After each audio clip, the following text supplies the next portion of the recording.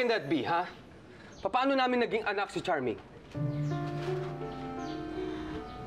Isang maitim at may balat na sa mukha yung sanggol na naging anak niya ni Mama Bel, Sir Henry. Nangilabot si Doña Amparo at sinabing malas ang sanggol. Kinuha niya yung sanggol na may balat at ipinalit niya sa isang magandang sanggol.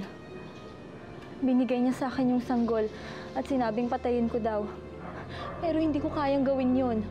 Kaya imbis na patayin ko yung sanggol, binigay ko siya sa pinsan ko, si Kuya Ronald. Ang sanggol na may balat sa mukha. At si Charming ay iisa. Siya ang tunay niyong anak. Hindi yung magagawa ni Mama yan. Pero Sir Henry, ako po mismo yung inutusan ng mama niyo. Ako po yung inutusan niyang patayin yung sanggol. Stop it!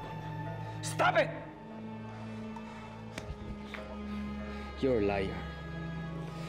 Kailangan niyo mag-usap ni Mama para malaman ko kung sino sa inyo nagsasabi ng totoo. You come with me.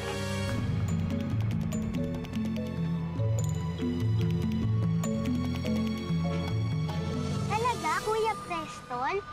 Makikita ko na at makakausap ko na ang nanay ko? Oo, kaya maghanda ka, ha? Thank you, Jesus. Love mo talaga ako. Mama! Iyo, ano ka ba? Nakakagulat ka Ikaw ang nakakagulat. Wala pa tayong isang araw na nagkasundo. Eto na naman, may bago sa'yo. Hindi ka dapat sagutin sa akin, Mama. What do you mean? At ikaw, anong ginagawa mo dito? Ha?